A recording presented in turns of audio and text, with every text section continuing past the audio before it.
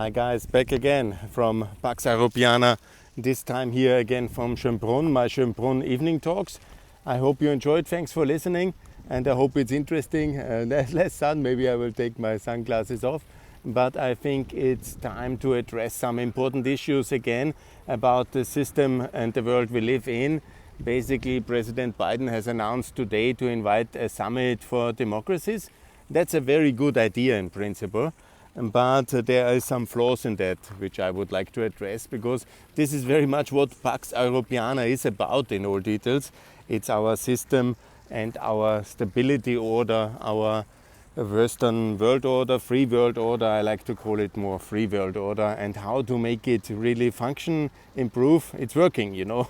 We built before Corona, the best number was now 86 trillion of prosperity dollar has been produced in the system. Almost 8 billion people are living in the world, so it's working. It's not that it's not working, yeah.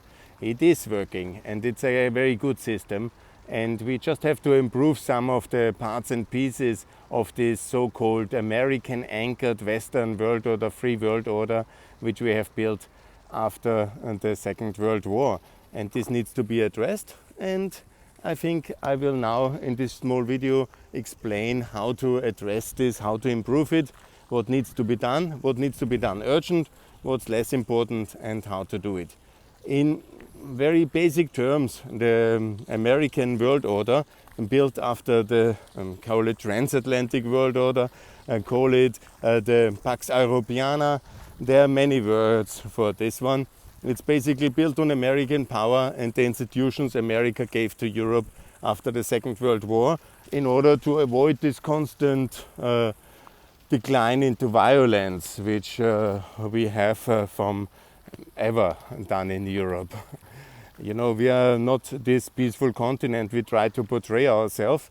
We have been in constant escalation of violence, basically all over the history of Europe. And it is only these last years, the decades after the Second World War, where we were in relatively peace in Western Europe because of American nuclear protection and American commitment in NATO. This is very important to understand, because if we fundamentally don't understand that, how to really see the world reasonable and how to also reform it, as I have said and so many times, in all the details.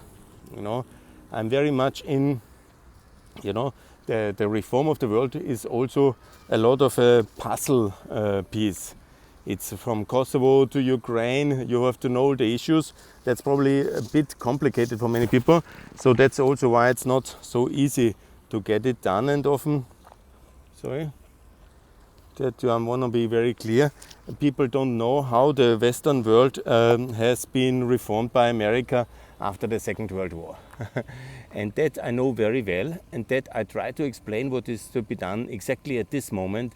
That's what Pax Europea is about and what we have to achieve in the next years. Yeah? It's not a podcast only about Kosovo, Albania, the Balkans. That's a very important battlefield of the past. And that's also very important to get them all into the free world order via NATO, EU and Euro, OECD, and all the other organizations. In a nutshell, our world order is obviously built by the United Nations. There are 7 organizations. The World Trade Organization is a very important economic pillar, but obviously NATO, EU, the Council of Europe, the OSCE and the OECD. And on this one I will focus now. It's the organization, easier to be understood as the Marshall Plan system. Because how it was, the strategic military defense was done by NATO, the global political system was done on the one hand by the UN and by the, it was not possible to create the World Commerce Organization, so they created GATT, and it was only after the end of the Cold War possible to make the WTO.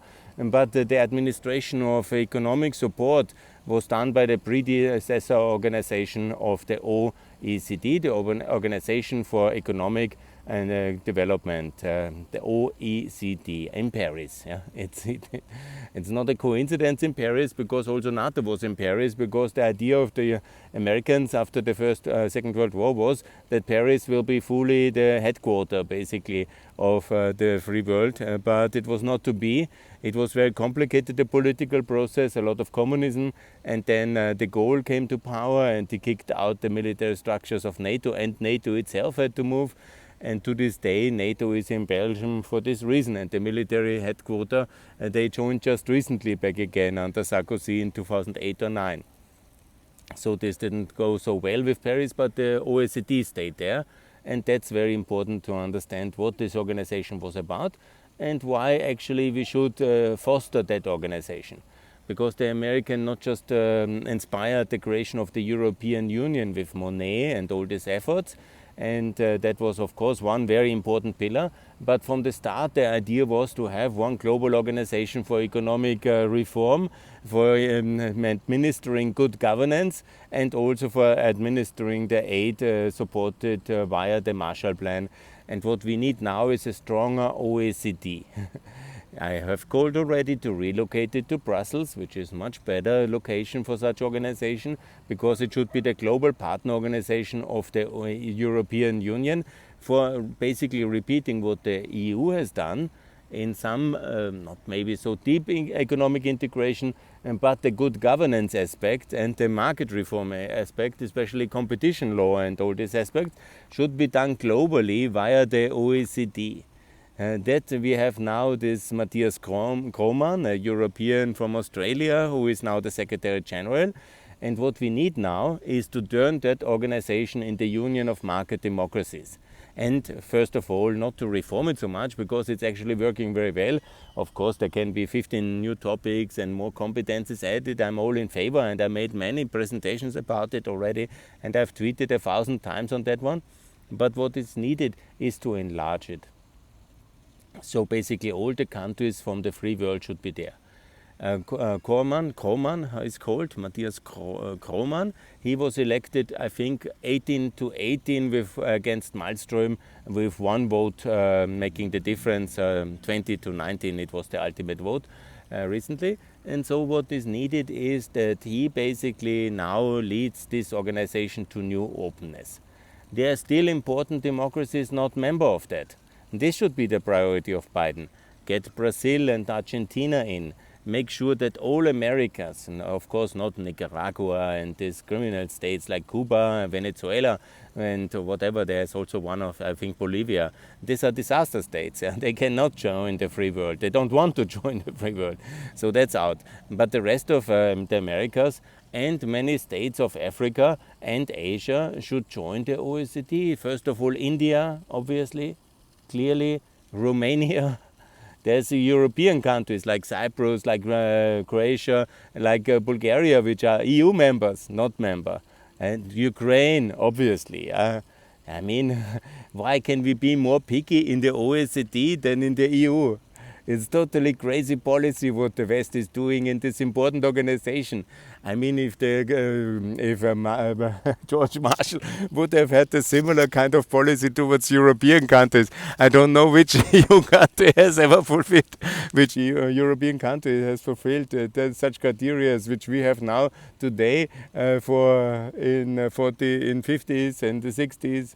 In the 60s it was recreated then in Paris, and the Europeans needed to be proud and have somehow changed a bit of it. But ultimately that's the same organization. And so we should be a little bit reasonable here, and we should include all the countries which in the last 30 years, since the fall of communism, they have opened, from Ukraine, obviously, and also Georgia, and also Moldova, and also obviously the EU countries, always the Western Balkan countries, yeah, all 6 of them in the OECD. It's not so complicated. I mean, it's utter nonsense, yeah. You know, there are democracies, yes, there are some issues. Of course, you know, there is in the way as if the OECD would be a higher level of economic integration than the EU. And that's obviously not the case. Yeah? It's not an internal market in the OECD. It's not even a free trade system. Yeah? It's just an intergovernmental organization for economic cooperation. Yeah? That's very good, but certainly everybody can join who is a democracy and market economy. Once they are in the WTO and once they are a democracy, obviously Russia cannot join. That's out of the question, totally. Obviously China cannot join because it's above the level of WTO. Yeah? That's the level, the next level, obviously. You have to be a democracy and a market economy. So you have to be first in the WTO, and also you have to be a democracy, and then you can join the OECD, but then you join very fast. Obviously India, Indonesia, very soon, yeah? And obviously also other countries in Asia. I don't want to go through the whole list, but it's quite logically. Is it a democracy? Yes. Is it a market economy? That's proven once they are in the WTO. Is it a democracy? There's maybe not a clear criteria, but that is the OECD can make that assessment, and then up into the OECD and get working. It's not the study organization of the rich world industrial clubs. That's a shameful kind of misguided way to put it as the rich world's white industrial kind of lazy guys from the past. I mean, it's outrageous that this has developed in that way. Yeah? Because of the lack of care and the lack of understanding what these organizations is, they develop their own kind of understanding. Then it's very complicated to name new countries in, why to bother actually, let them outside, yeah. We are among ourselves in Paris, cool, yeah. I mean, it's outrageous. It's honestly outrageous, yeah.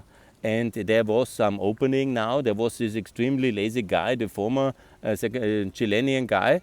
I think he was from Chile. There's Chile now in Costa Rica. The Baltic countries have joined. Israel, Turkey has already joined. Of course, Australia and New Zealand. But we have given up basically on the real intensive enlargement process of that organization. And when George Marshall would know it, he would turn in his grave. That was not the idea. We should actually redistribute money via the OECD. We should involve more countries. We should help them to bring good governance globally. We should all these complicated countries, even when they are like on borderline democracies, even the Philippines. Yeah?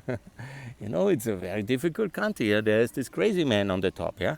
Okay, but it was not meant to be. Why didn't we include it 10 years ago already, the Philippines? And then maybe this Duarte would not be in charge. Yeah? It's our failure, this kind of paralysis of the Western free world system. Yeah? Under Obama, Trump, of course, a Russian agent, but Obama already totally paralyzed since the financial crisis, and so we are in the mess. We are in the mess because of our own weakness, incapacities, and then we end up like the Austrian-Hungarian Empire, with big buildings, great things, but we are not adapting to the reality. This empire would still be possible very much today, the reality, if it would have been able to adopt into a normal kind of democratic system, in a federal democratic system similar like the European Union. But the structures were not to be. We in the past, yeah, we were not ready. This empire was not ready to change. It was petrified in the past. It was so afraid of all changes that it didn't really compete, turn into a federal system, and in a democratic governed with the rights of man and all these things, yeah. And then obviously when you don't involve your people, when you somehow don't involve the full potential of everybody, because you have this caste system and you have these inflexibilities, and you somehow make sure that all the different constituent parts don't feel really a part of it, what is then the consequence? That you economically cannot succeed. What's the consequence of economic failure, or of not mobilizing the resources and giving all the freedom necessary? Obviously you can compete militarily. Then you fail. I mean, do you want a Western world turning into the petrified Austrian-Hungarian monarchy system of the 19th century? Unable to compete economically because we are institutionally stuck? I mean, that's certainly, yeah, exactly. Sorry, that's certainly what the Russians want and the Chinese hope for. It's certainly not what I will be silent about. Yeah, if we don't really reform, if we don't manage to open up our systems, if we institutionalize, are paralyzed another 15 years, like since 2008, yeah, then obviously the analysis of our enemies that after the great financial crisis the West is so stuck that they cannot really adopt anymore. So it's their time then. Because that's what they think. Yeah? They have this kind of Marxist-Leninist kind of thinking in China, obviously, and in Russia they were trained like that. Great financial crisis, this is the big thing, the West is declining, hooray, it's our time, the big confrontation will come, and the West is in decline. And if we are led incompetently by people who are petrified for decisions, who don't enlarge NATO, don't enlarge the European Union, don't enlarge the OECD. That's another organization. I will make a video tomorrow, but I will actually go to the headquarters to make a video. This because I'm now in Vienna. I cannot go to Paris to the headquarters of OECD. I always make problems with the pronunciation. But you know, this is the problem, yeah. And if you don't institutionalize, don't show the openness, then Russia organizes the things like BRICS, and that's obviously the competition. That's the anti-OECD. That's their answer. They connect with South Africa, Brazil, India, and they build their own kind of economic cooperation with their own institution, with their own banks, with their own stuff. And they say, oh, the West is in decline, Brazil is rising. The reality is not like that, obviously. But if we exclude poor people or people in emerging economies, then of course we open all the arguments that the rich white West is not able to adopt the institution, is racist, is excluding, is not really interested in what's happening in the Americas, in Africa or in Asia. And this line of thinking has already been poisonous and toxic during the during the first Cold War, and now in the second Cold War, obviously it's a similar problematic and used against us because the same global confrontation for the hearts and minds is happening today.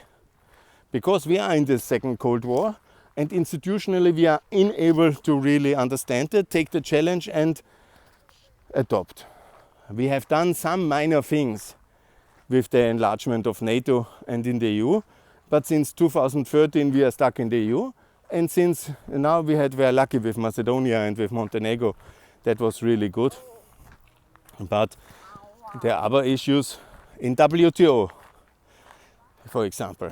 We still have many European countries like Serbia, Kosovo, Bosnia, Azerbaijan, not in the WTO, and many others as well. So that's also kind of really not a sign of success. Good. That will be a separate video I've made already during the Balkan tour about each of the WTO issues, and I've talked already a lot about the WTO.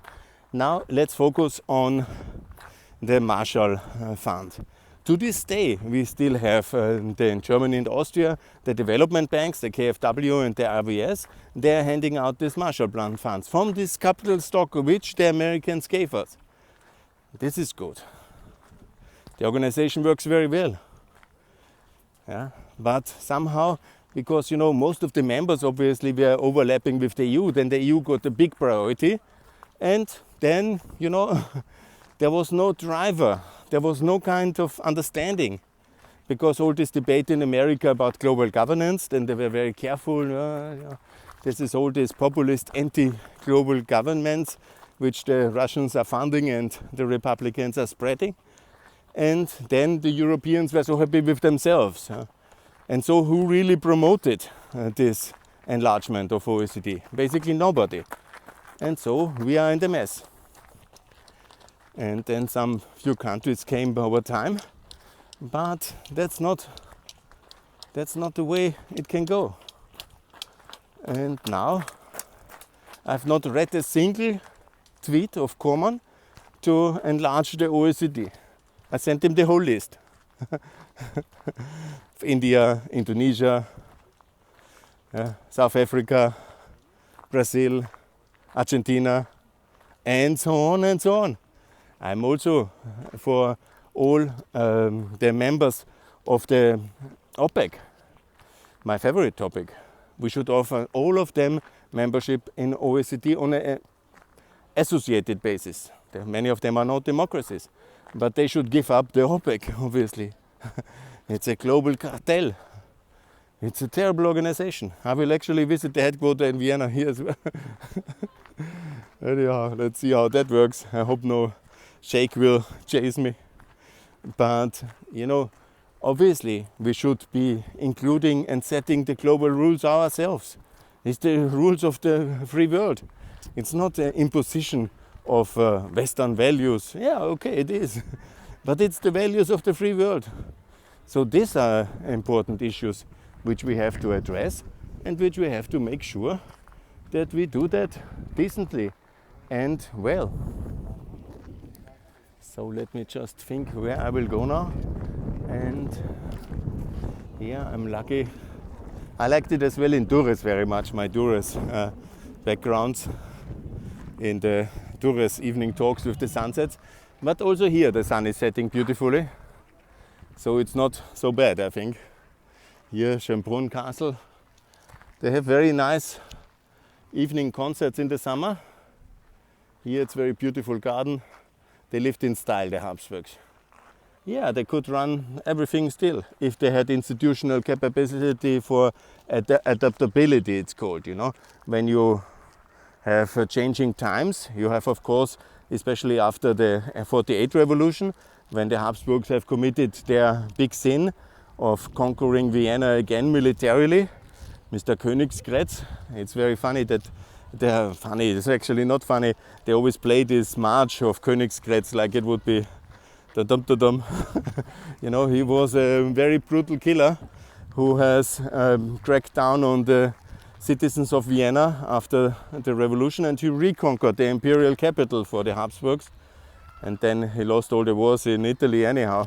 But his music, his march has survived. I mean, whatever. Nevertheless, yeah, this was the ultimate sin of the Habsburgian family, and then they have imposed the Franz Joseph I, the very young emperor. He was not able to adopt institutionally to the enormous socio-economic changes of the 19th century after 49. There was the biggest growth, prosperity, industrial revolution in the history to the 70, and then again these 50 years, 70 years were enormously successful, but institutionally he was somehow stuck in the past, yeah? And he was only after each military defeat ready for some minor concession, and that obviously led the whole system to the cracking point.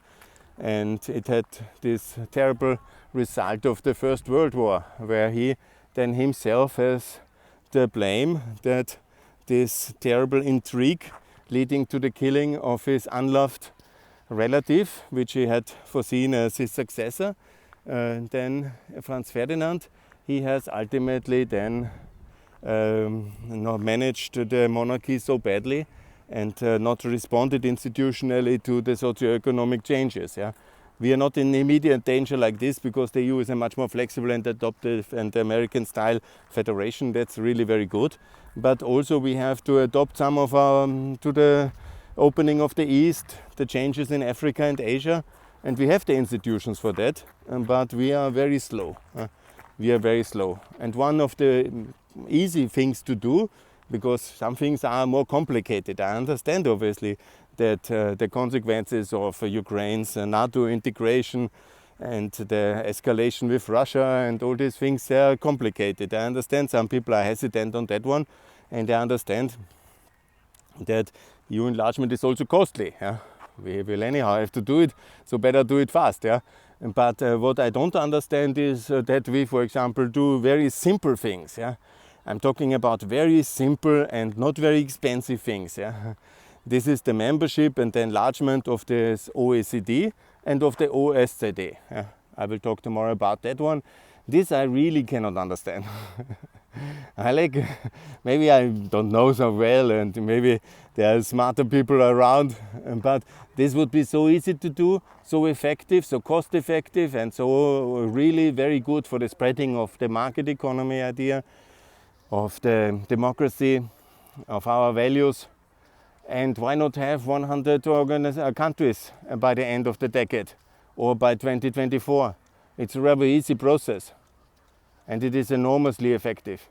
And you know, George Marshall would be proud about Biden and about this generation of American powerful pro-democracies and pro-market promoters, when his organization, which he created in, I think it was 48, yeah, when the Cold War started, and that he helped Austria to join. It was very divisive as well at that time, you know. This was one of the key reasons why the Cold War started. The German rearmament, the German currency union was of course the one thing.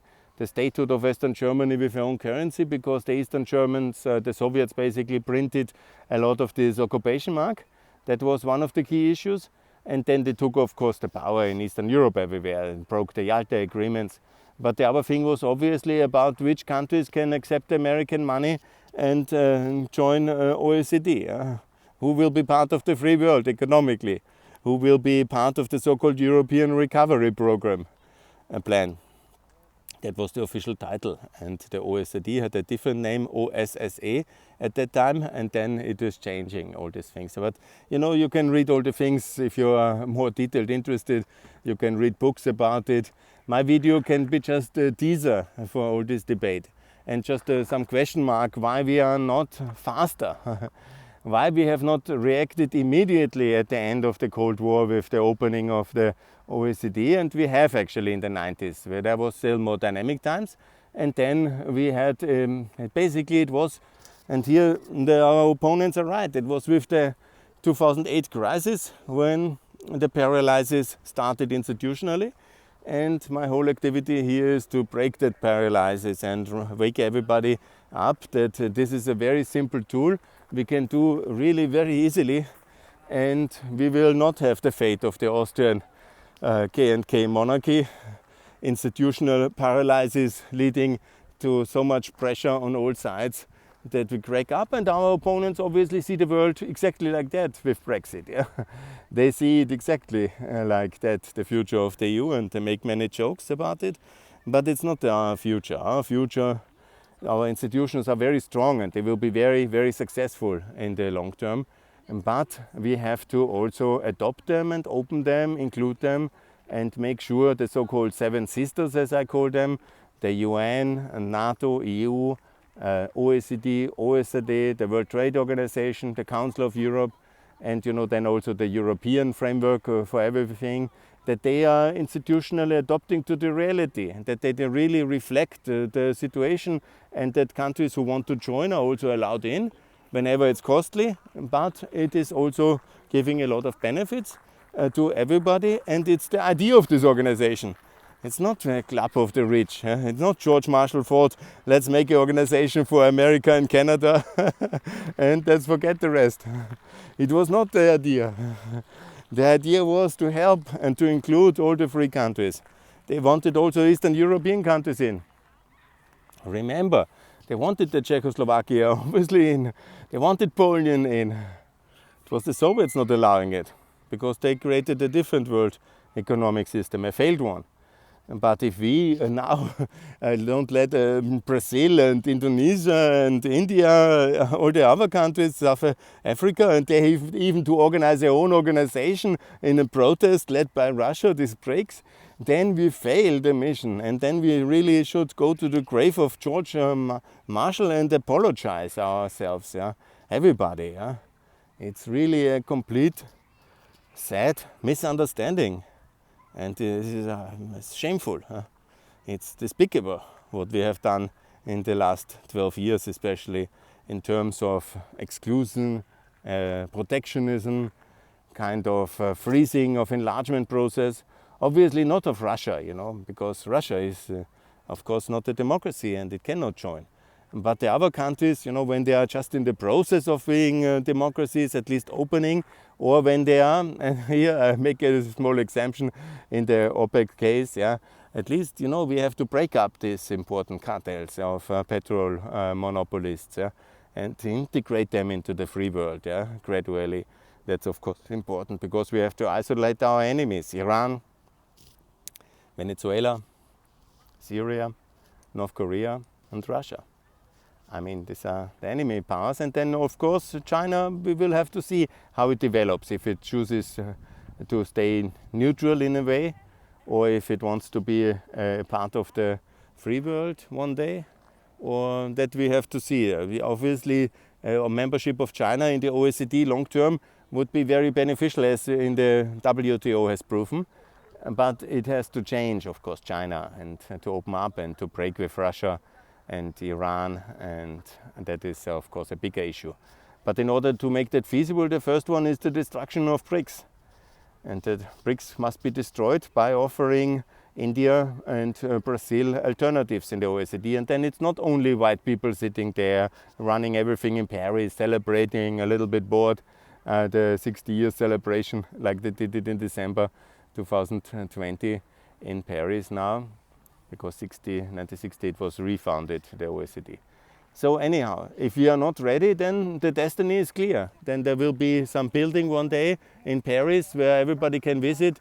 Oh yeah, this was the the great OECD, the European Union.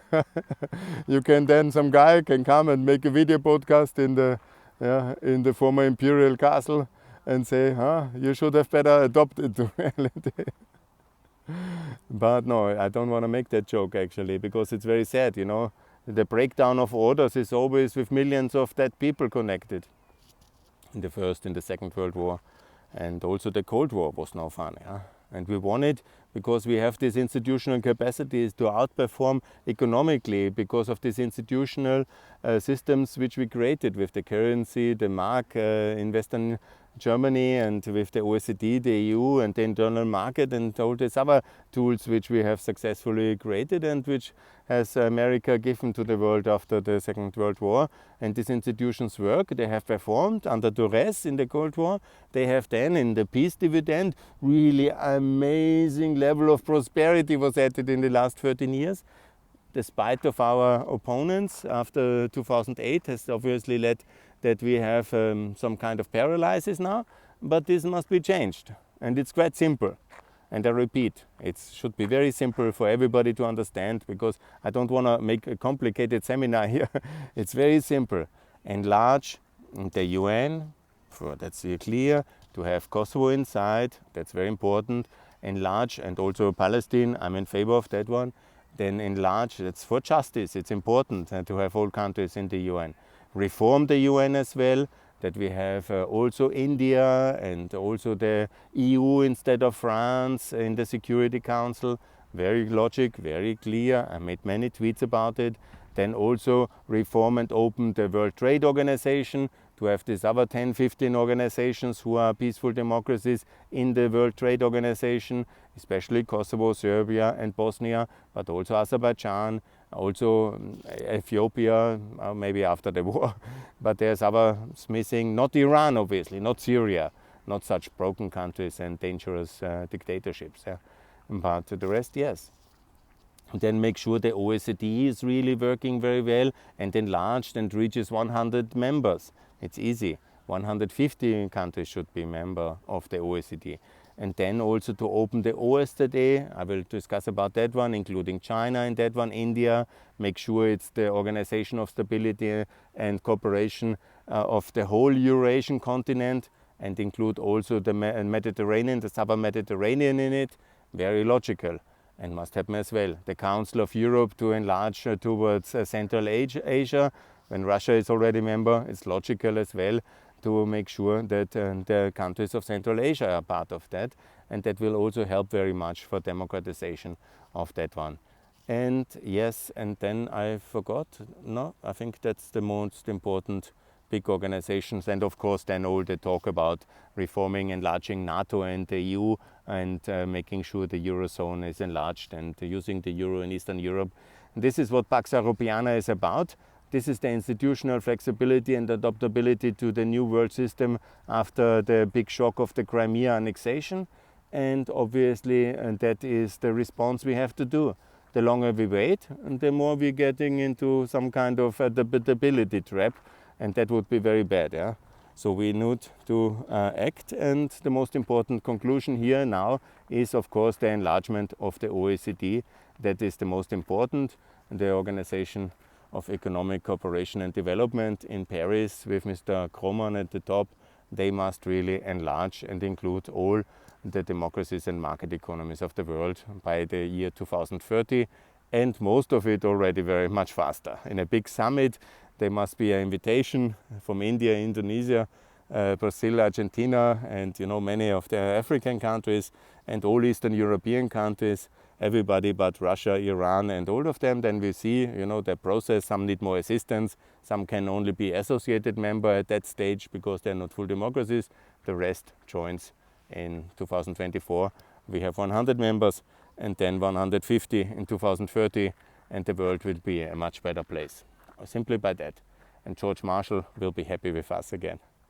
Good, guys. Enough for today. Thanks a lot for listening. More to come. Thanks a lot.